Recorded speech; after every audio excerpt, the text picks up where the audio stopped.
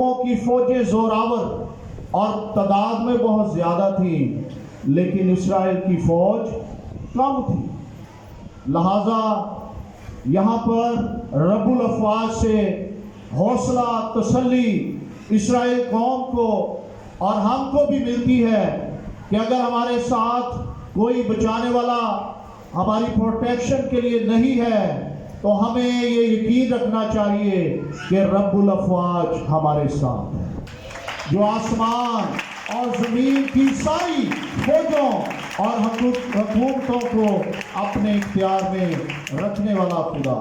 اس نے کہا، اے رب الافواج، اگر تو اپنی لونڈی کی مصیبت پر نظر کرے اور مجھے یاد فرمائے اور اپنی لونڈی کو فراموش نہ کرے اور اپنی لونڈی کو فرزند نوری نہ بخشے، تو میں اسے زندگی بھر کے لیے خداوند کو کیا کروں گی؟ نظر کر دوں گی، اور اس طرح اس کے سر پر کبھی نہ پھرے۔ تو میرے عزیزو، جب اس نے یہ منت مانی، پہلے ہر سال آتی تھی، شاید کہتی ہوئے خدا مجھے اولاد دے، لیکن اس بار اس نے منت مانی ہے اور کہا ہے، اے خدا تو مجھے دے اور میں تجھے دے دوں گا، تجھے دے دوں گی، جو تو مجھے دے گا میں تجھے دے دوں گی۔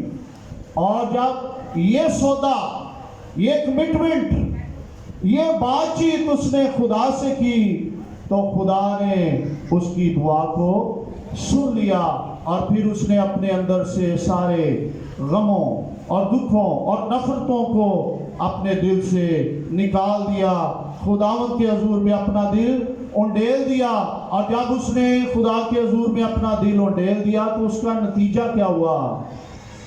اس کے لیے خدا نے اپنے بندہ کے منہ میں یہ الفاظ ڈال دیے۔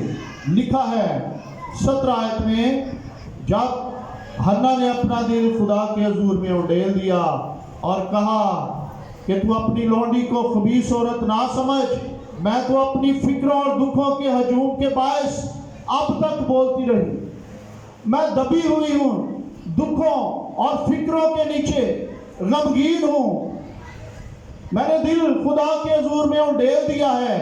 تو خدا کے بندہ کے منہ میں خدا نے یہ الفاظ ڈال دیے۔ لکھا ہے، تابیلی نے جواب دیا، تو سلامت جا، اور اسرائیل کا خدا تیری مراد جو تو نے اس سے مانگی ہے کیا کرے؟ کیا کرے؟ پوری کرے۔ جو مراد تو نے خدا سے مانگی ہے وہ مراد خدا پوری کرے۔ اور جب یہ الفاظ حنا کے کانوں کے اندر گئے ہیں تو حنا نے کہا، تیری خادمہ پر تیرے کرم کی نظر ہو۔ اس نے ریسیو کیا ہے اس برکت کو، اس دعا کو اس نے قبول کیا ہے، اس نے لے لیا ہے اور کہا ہے کہ تیری خادمہ پر تیرے کرم کی نظر ہو۔ اور پھر رزلٹ کیا ہوا ہے؟ تب وہ عورت چلی گئی اور کھانا کھایا جو کھانا نہیں کھا رہی تھی۔ یہ الفاظ اس کے کانوں میں گئے، اسے حوصلہ مل گیا، اسے تسلی مل گئی ہے، اور لکھا ہے اس نے کھانا کھایا، اور پھر اس کا چہرہ جو ہر وقت اداس رہتا تھا، اس کا دل جو غمگین رہتا تھا، جو فکروں سے بھرا اور چور رہتا تھا، اس بار اس کا چہرہ اداس نہ رہا، بلکہ وہ شادمانی اور خوشی سے بھر کر واپس اپنے گھر کو چلے گئے۔ ہاللیلویا۔ میرے عزیزو، جب ہم اپنے ستانے والوں، اپنے دکھ دینے والوں کا مقابلہ کرنا شروع کرتے ہیں تو وہ دکھ اور بڑھتے جاتے ہیں۔ سب توجہ کریں، جب آپ اپنے ستانے والوں کا مقابلہ کرتے ہیں تو آپ کا ستایا جانا اور بڑھتا جاتا ہے۔ جو آپ کو باتیں کرتے ہیں، جب آپ انہیں باتیں کرنا شروع کرتے ہیں تو آپ کے مسئلے اور بڑھتے جاتے ہیں۔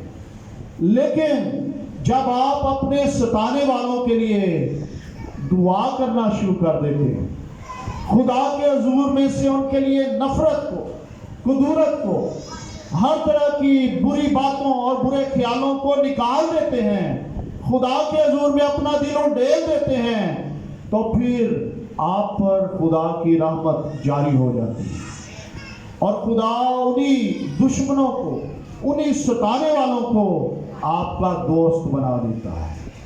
جو آپ کا برا سوچنے والے ہوتے ہیں، خدا پھر انہی کے وسیلہ سے آپ کی بھلائی کو جاری کر دیتا ہے۔ ہاللیلویا۔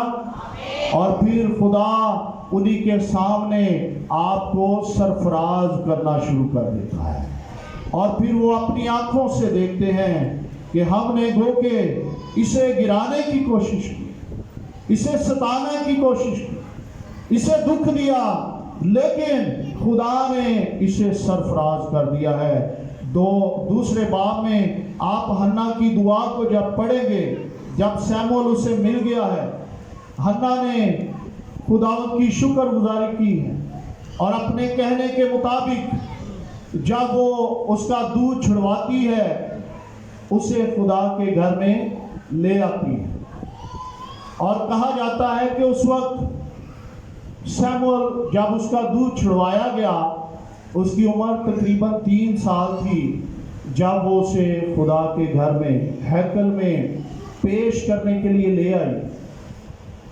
اسی کی کہنے ہالے چھوٹا ہے، بچیاں نہیں لے آنا، تنگ بڑا کر دے، لیکن حنا نے جب وہ 3 سال کا ہوا، اور 3 سال اس لیے کہا جاتا ہے کیونکہ جب وہ خدا کے گھر میں آئی تو اس نے 3 بچڑے لیے ہیں۔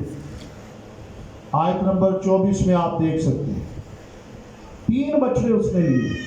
ہر سال کے لیے اس نے خدا کی شکر گزاری کے طور پر، سوختنی قربانی کے طور پر بچڑا دیا، اور 3 بچڑے اس سے مراد ہے۔ کچھ لوگ یہ کہتے ہیں اس وقت سیموئیل کی عمر تقریباً 7-8 سال تھی یا 10 سال تھی، لیکن یہ لکھا ہے کہ سیموئیل کی عمر اس وقت بہت چھوٹی تھی۔ لکھا ہے 24 آیت میں، تو اس کے آخری حصہ میں، وہ لڑکا بہت ہی چھوٹا تھا جب اسے خدا کے حضور میں پیش کر دیا گیا۔ اور پھر حنا سیموئیل سے ملتی ہے 26 آیت میں، اور وہ کہنے لگی، اے میرے مالک تیری جان کی قسم، اے میرے مالک میں وہی عورت ہوں جس نے تیرے پاس یہیں کھڑے ہو کر خداوند سے دعا کی تھی۔ میں نے اس لڑکے کے لیے دعا کی تھی، اور خداوند نے میری مراد جو میں نے اس سے مانگی پوری کی، اس لیے میں نے بھی اسے خداوند کو دے دیا۔ یہ اپنی زندگی بھر کے لیے خداوند کو دے دیا گیا۔ تب اس نے وہاں خداوند کے آگے سجدہ کیا۔ آمین۔